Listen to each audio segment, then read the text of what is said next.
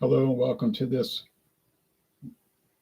mid-morning taste challenge. I have two 40% alcohol single malt Scotch whiskies.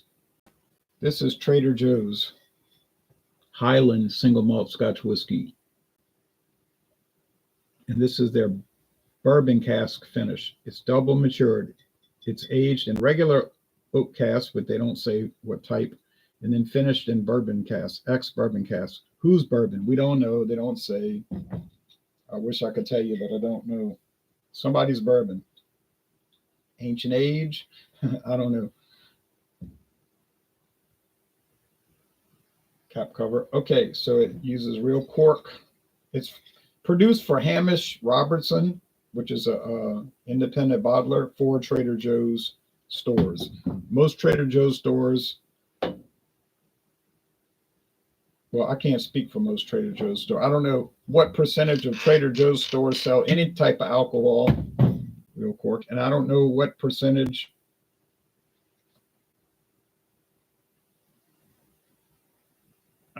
Come on, focus. I don't know what percentage of those sell liquor. Okay, we get liquor at our Trader Joe's here in Metairie, Louisiana. It's obviously enough stores to make it feasible to produce Trader Joe's brands, right? They wouldn't make Trader Joe's tequila, rum. I haven't seen a brandy. But you know what I'm saying? Irish whiskey and so forth. Like in this stuff, if it wasn't profitable, they wouldn't waste money on it. So I know it's in Louisiana because I bought it. It was $17.99 and I have a bottle. There it is, copper colored. What distillery? We don't know. But you just find out what are the big mass production. Oh, I'll see what happened to my cap cover on my Glenlivet 12. It got stuffed inside this one. I don't know how that happened. I'll go put it back on later. So you got a navy blue neck. You got the aqua marine, light blue. I guess that's just light blue. Looks kind of aqua, but okay, light blue, red, and all. Okay, introduced in 2015, 10 years ago, as a non-age stated offering. So this is their non-age stated single malt.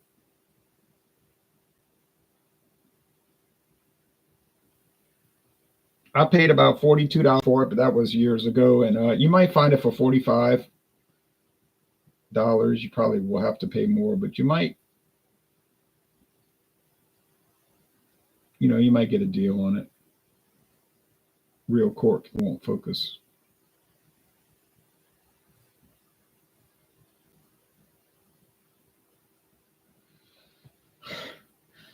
All right. It's more amber than copper, it looks like.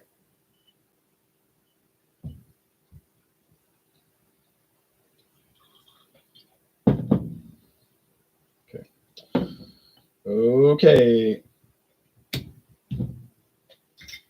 So produced at the Glenlivet Distillery, a real distillery, not just the name of a brand, but an actual distillery. The company was founded in 1824. This version, 2015. Yeah, you can see it's lighter. It's more gold amber. And this one is more copper. But I guess they're both in the amber range. So I'll show you the website.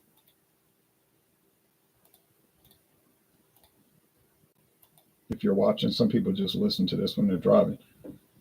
Founders Reserve. Tribute to the man who started it all, George Smith. We have replicated this freedom of no age statements. Selection of oak and American oak casks. What type of oak? It's sort of like double aged, like the other one here, the Trader Joe's. Regular oak casks of some origin and American oak of some type. When George Smith distilling Glenlivet had no age statements. So see, the Glenlivet 12 does not go back to 1824. It goes back to later. Well, if they started in 1824, they obviously were sourcing their whiskey at first, and then they had to age theirs, and then they could put out different age statements. But I think, and you can read all of this. It's a lot of stuff to read. There's a lot of writing on it.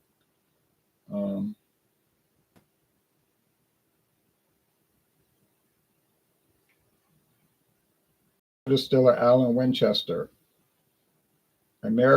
Aged oak cask and first fill oak. Okay. American first fill are those that have never before been used to mature whiskey. So there doesn't say anything about char though, not charred oak. So yeah, there you go. But a well-developed product, you know. I think Glenlivet is the most popular single malt in the world, isn't it? And Glenfiddich is right up there behind it. They're both big, you know, big, popular. A lot of people buy them, including me. Do I plan to buy Glenfiddich soon? Yeah, I do. When I get to these single malts that I still have the Trader Joe's rum cask finish, and I have Trader Joe's sherry cask. So I don't know, maybe in 2 or 3 years I'll get the Glenfiddich 12 and bring that in, because that needs to happen, right? And Glenfiddich is owned by Grant's, you know, William Grant and Sons. They make blended whiskey, but they also own Glenfiddich, like I just said, because Glenfiddich is used to make Grant's. If you look at the Grant's bottle, it says Glenfiddich. That's their single malt they use. What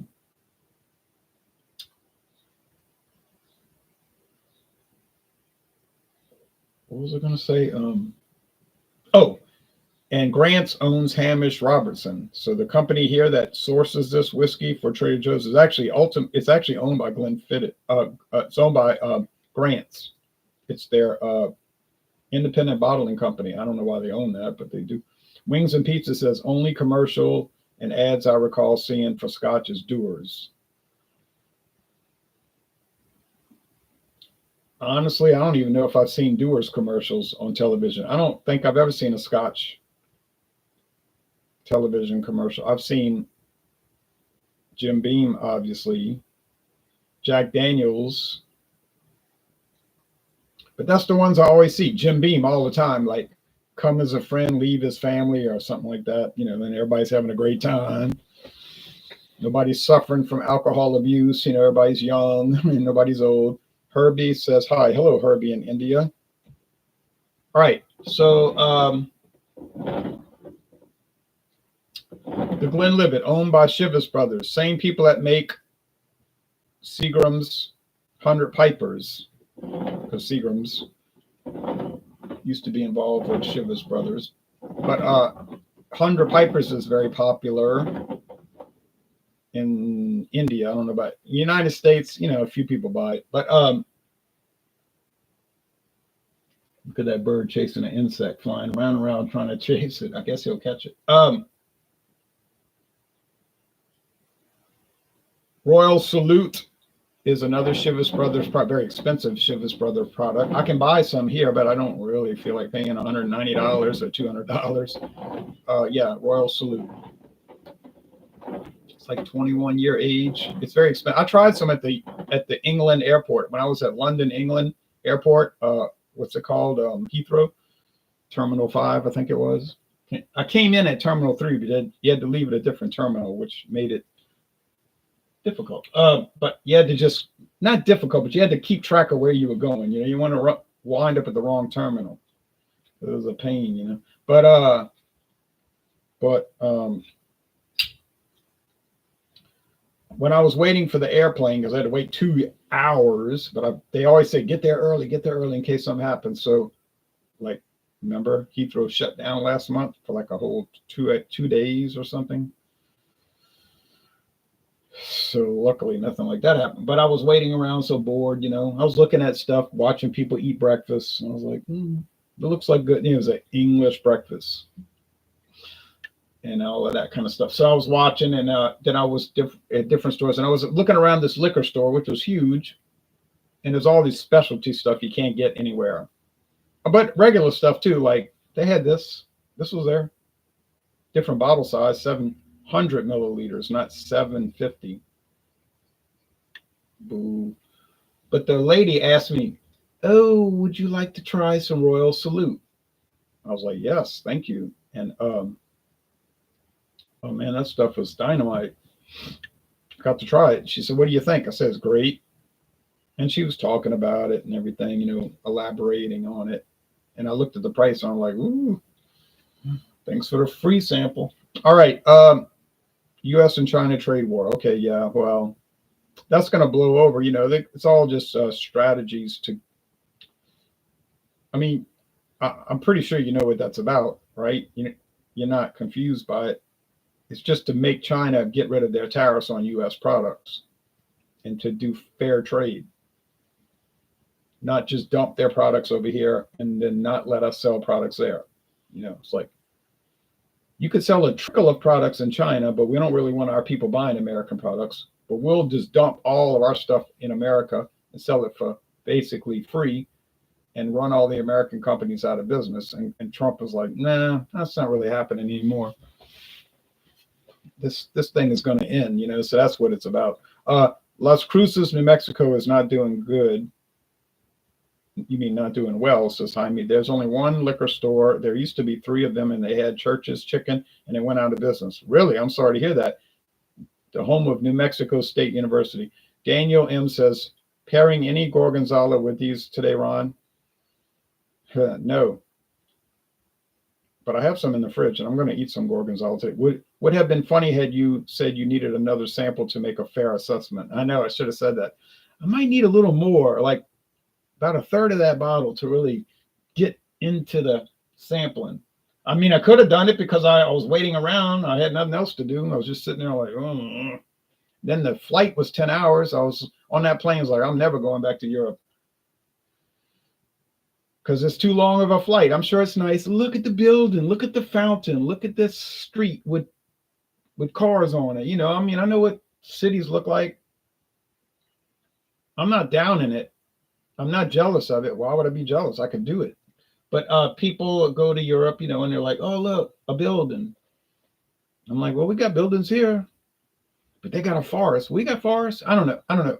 I just have a negative attitude about it just because of the airplane flight. If it was close, I'll go all the time, look around and stuff. But I went to Hawaii and I was thinking the same thing. I was like, I'm never going here again. This flight is miserable. Tariffs are a tax on taxes. Who's going to pay for it? They're not a tax on taxes. It's a tax on imported goods. Well, that all remains to be seen, Jaime. Okay.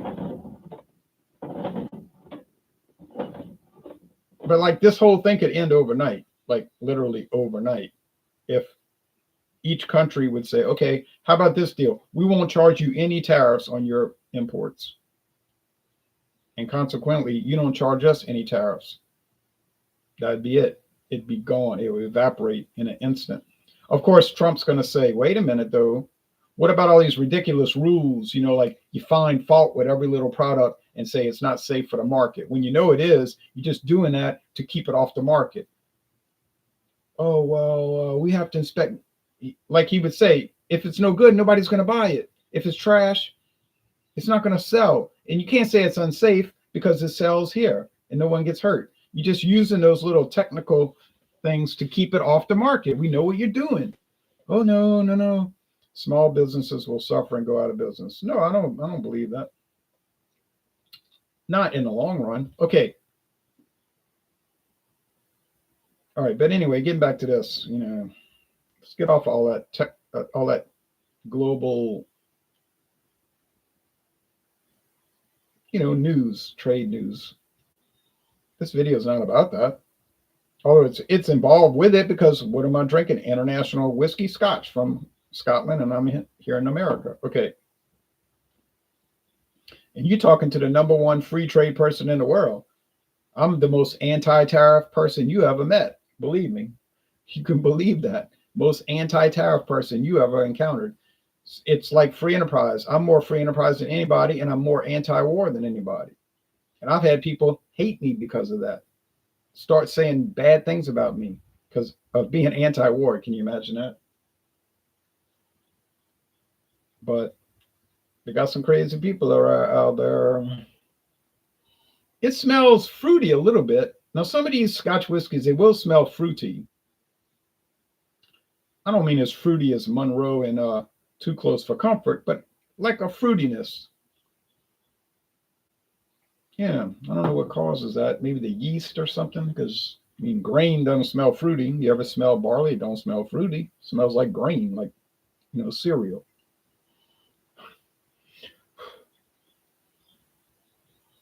A little bit of that, but this is more like caramel, like it's more like a sugar. Yeah, like a Werther's original. Not so extreme like some of those blended scotches that I have. They just kind of off-putting with that. It's like if I wanted to eat some Werther's original, I would go to the store and buy them. I do not want to pay a bunch of money to drink a liquid form at 40% alcohol. All right. So on aroma, I don't know. On appearance, well, I do know because the Glenlivet is a little darker. Or what's the other one? Well, that's even better that I can't remember because then I don't have I can't glance and see it and know it. I'm confused. If Modelo Especial is made in Mexico, but Chicago or Anheuser-Busch owns it, so will the price of beer go up? It will still be an import. It's not based on who owns it. It's based on the country of origin, where it is produced. Why do you think Nissan and Toyota build so many cars in the United States? So they don't have to pay an import tax.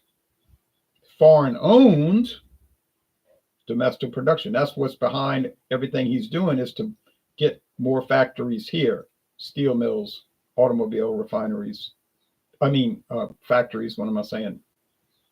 Oil refineries, whatever, But now whether it works, time will tell. We don't know. We can't. We can predict the future. We don't know what's going to happen. All right, so aroma, honestly, they're not that far apart. Now, when I went into this morning before I started with the Glenlivet 12, I thought it was going to be a wipeout. I said, look, ain't no way Trader Joe's, Highland, single malt, bourbon cask finish got a chance against the Glenlivet. It's going to be a wipeout. It's not going to be worthwhile to watch. But now I'm finding out that I was very wrong. I thought Tesla cars were made in the U.S. They are, aren't they? It just cracks me up at how many people are rooting against this. Well, a lot of people don't really know anything. They hear stuff on CBS News. They say, well, I was listening to the communist broadcasting system, and I was watching Communist News Network. And I was watching Marxist Socialist National Bolshevik Corporation news, and they said it's terrible. And because they had Paul Goldfield from the American Socialist Workers Party, and he said it was terrible.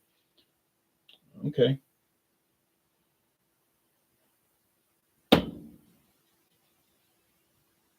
All right. So right now, I hate to say this, but the $45 whiskey ain't really doing much better than the $17.99 whiskey. And you would not think that would be the case, but that's what's happening at this point. But I haven't tasted it yet, and that's what counts. So here we go.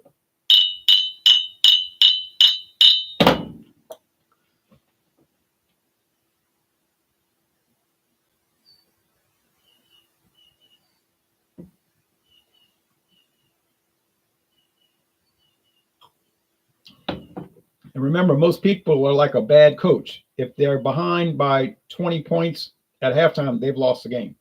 Oh, no, they're more extreme than that. They're losing by 10 points. Give up. It's over. I know somebody in my family always said, oh, they're going to get beat so bad. I say, it's the second quarter. What are you talking about? Look how it's happening. Look what's happening. I said, don't you know these games go on for a long time? Not to mention the endless commercials. But it's kind of like this with y'all talking about the taxes and tariffs. You got to have a long term view, not this little short daily hour by hour view. And you say, well, Republicans do that. Oh, I know. I'm not a Republican, but I know they put on Facebook, look, the stock market's up. Then the next day it drops. You don't hear from them. They're quiet. Then the next day it's up. It's like, that's not how it works. You don't go day by day. You look at trends over year by year, or even decade by decade, if you want to have a really macro understanding of it.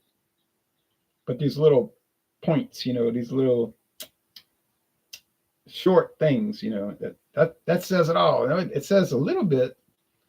It doesn't say too much. All right.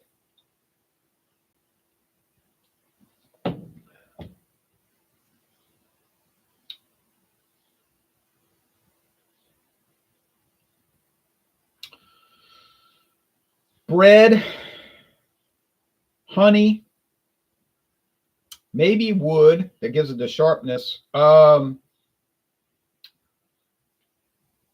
think the Trader Joe's has a strong corn nuts flavor, and I'm not picking that up here. I'm picking up a little maize because they talk about the American oak barrels, but they didn't say bourbon, and they said it was first fill, so it couldn't be bourbon. It's new barrels.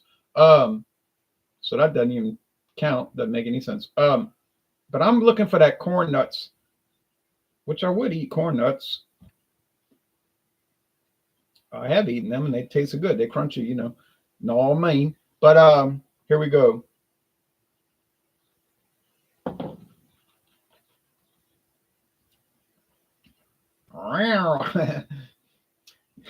Woo! Yikes. Bourbon, baby. It's not bourbon, but it's got that bourbon application because they finish it in ex-bourbon barrels. I'm thinking they're using a high charred barrel, like a heavily charred barrel with a lot of corn flavor. It's like, woof. I think after this, I'm going to go buy some corn. I don't have to go buy corn nuts. What am I talking about? I'm drinking them. I'm drinking them. I'm drinking the maize. I'm amazed by the maze. Maybe I'm amazed. All right. Now, a few more comments. So Harris would be president. People think that the recession would have ended. No. So I meant to say, so if Harris, well, we don't know what would happen. I'm sure it wouldn't have been too great. So I meant, happy tax day. Did you get your taxes filed yet? Ron says, crap, fantastic. Oh, that's right. It's April 15th. Yes, back in February, I did all that. I get all that stuff done fast. Pay the money and get on with my life. My point is that I may not have agreed with previous administration, but I never rooted for them to fail. No, I didn't root for them to fail either, unless it was a policy they were. Okay, if they were pursuing a bad policy that would hurt America, yeah, I would hope that would fail because it would be a win, if the policy failed. But I wasn't crazy like some people are crazy, saying, this is how people think. I hope the economy crashes and everybody's in poverty and we have a Great Depression so that it'll hurt the current administration. That's a sick mind that thinks that way. They got people that think like that.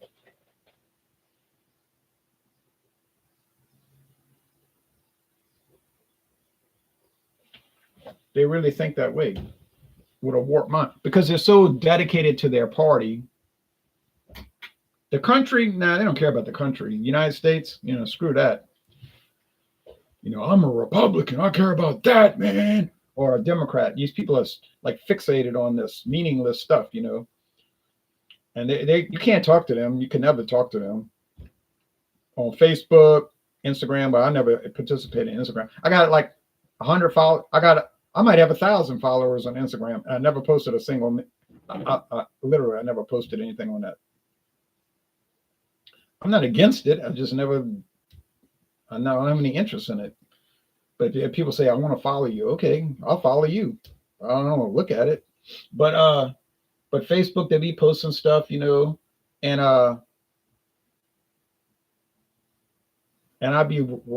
read their posts and I'm like, no, you don't care about America. You just care about this party stuff, which I have no interest in that. I can guarantee you that. I had somebody at work telling me that. He was saying, you Republicans are so blah, blah, blah. I said, well, I'm not even a Republican. What are you talking about? And he was telling me I was lying. I said, you want to see my voter ID card? I pulled it out. I said, I got a voter ID card. It shows my party. You want to look at it? No, he didn't want to look at it because he didn't want to hear the truth. What's better taste, dark whiskey or clear liquor? There's no answer to a question like that. There's no way you can answer a question, what's a better taste, a dark whiskey or a clear liquor? It'd be like asking me, what's better, a banana or a tomato? I guess what's better is whatever you want to eat. Are there better quality bananas and tomatoes? Well, obviously, yes. Yeah, not politics. I know, that's what I'm saying to myself. Not politics. I thought it was a whiskey video. Okay. But I get drug into it.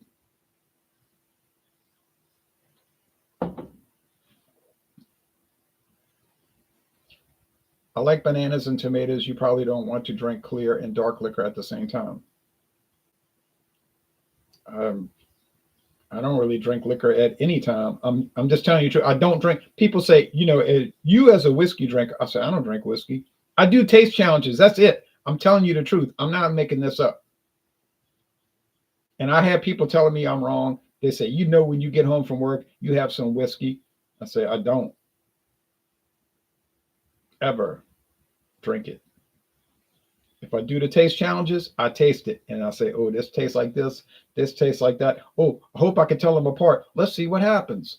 But to say I drink it, I'm just telling you I don't. Now you say, what about beer? Well, I drink beer. I drink it. I mean, not every day. Well, actually, I do drink it every day. I'm just kidding about that. Y'all know I drink it every day.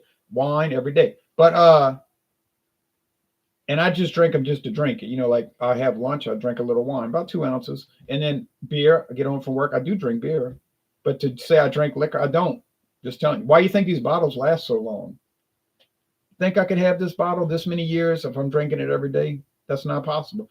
Now, I know what you're going to say. Yeah, but you got some stuff in the back room and you don't show it. And it's cheap and you drink it all. Yeah, okay, yeah. Okay, but I don't do it. But if you want to believe it, go ahead. It doesn't matter to me.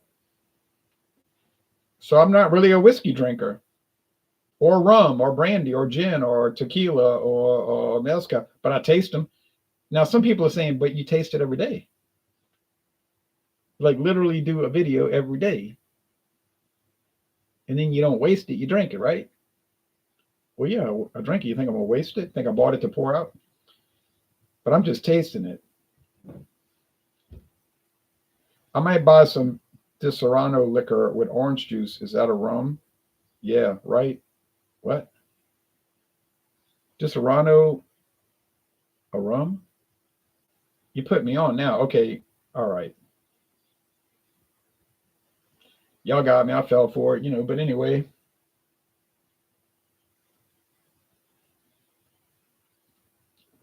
Set me up. All right. This is pretty smooth, easygoing, mellow, mild, very white bread.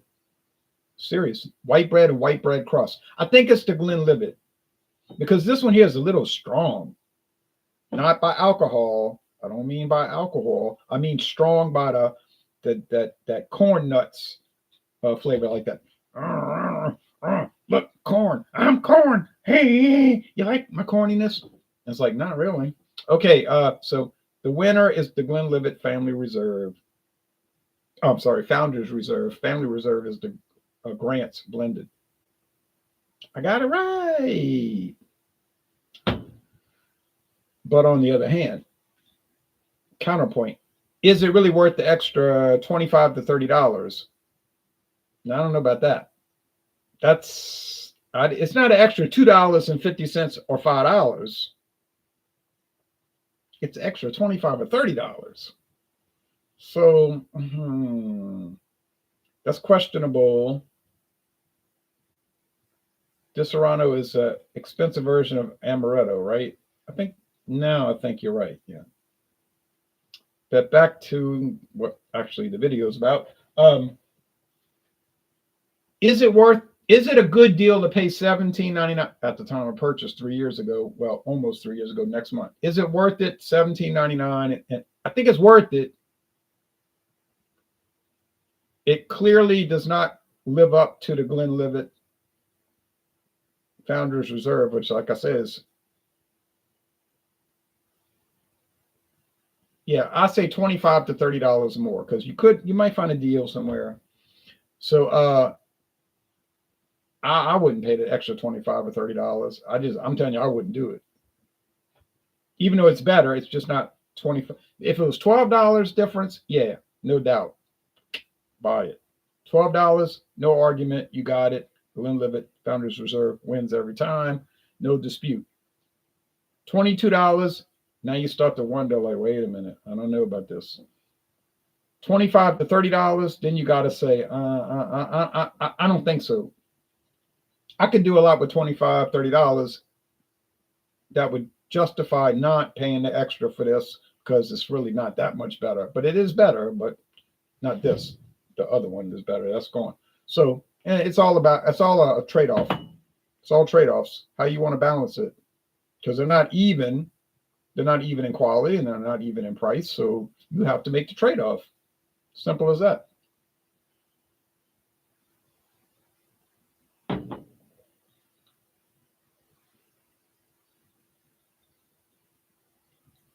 But you have to use sensible evaluations when you're doing a trade-off. When you're making a trade-off, you can't say, well, I'm going to compare a Nissan Versa to a Ford F-150 King Ranch. It's like, well, why are you comparing those two? Because they both run on gasoline, and they both have wheels. I mean, what are we talking about?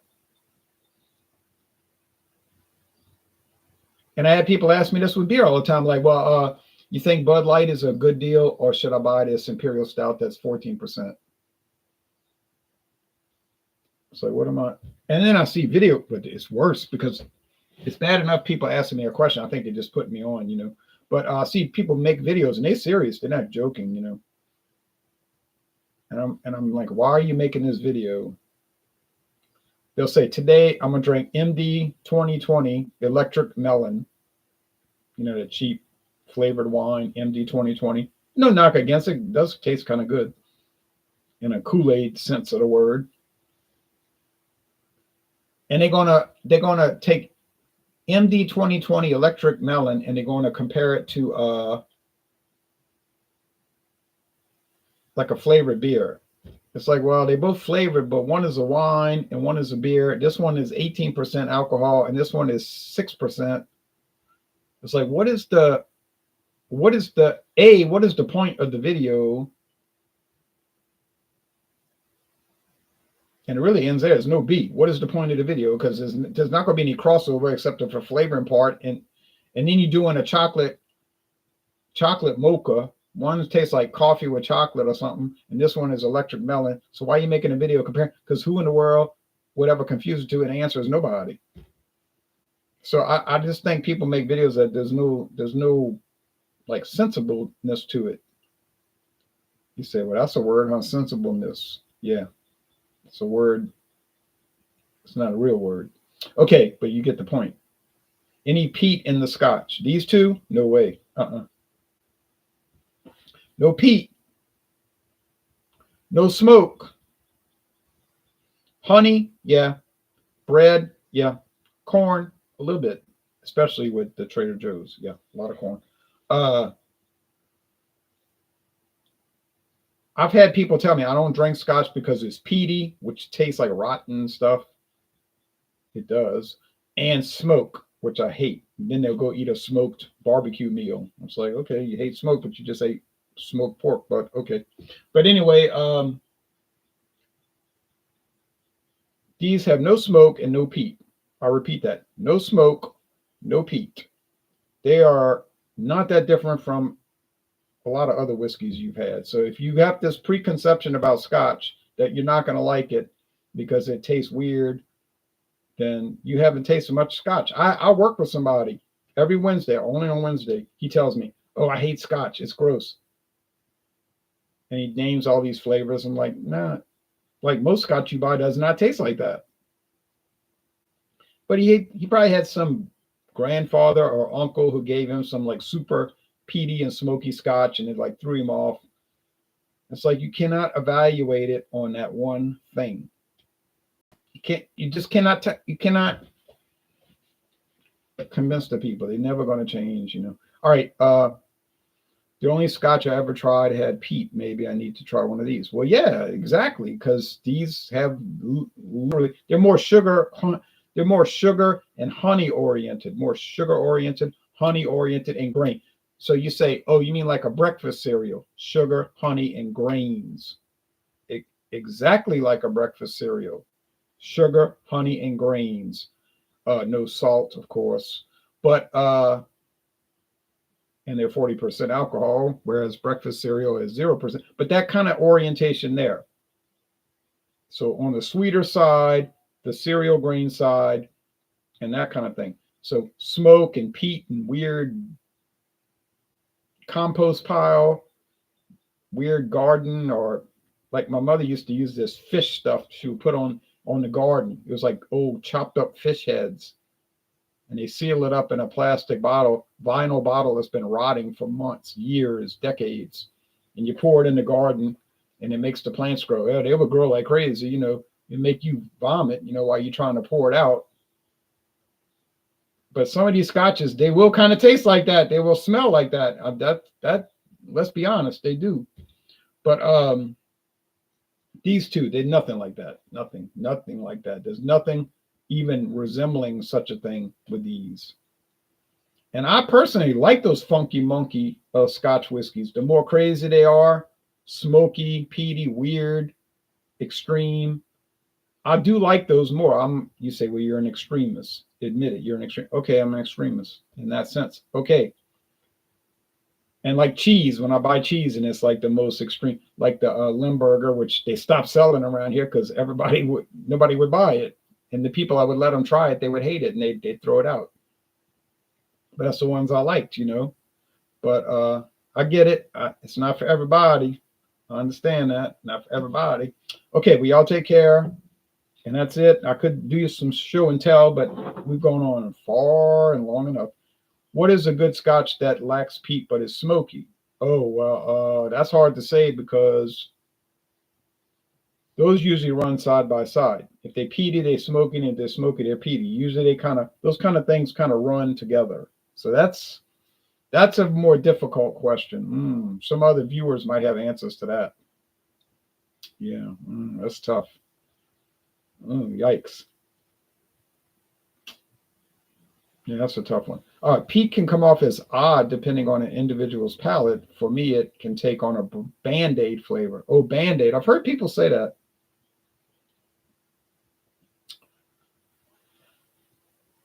I haven't really noticed that Band-Aid aspect and when I've tasted them, but a lot of other people say that. So I guess that must be true, but I haven't noticed that. But anyway, yeah, it can be strange. Whatever the adjectives you describe or you present, it's strange. I mean, it can be odd. And really, Irish whiskey, Canadian and American, they're usually not that weird. But yeah.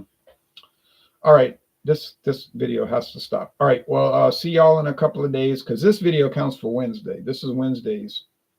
So if you don't see me Wednesday, it's because I already did it. All right. We all take care. So the winner, if one should call it a winner, the Glenlivet. But I'm not sure it really is a winner, actually. Anyway, thank you. Bye-bye.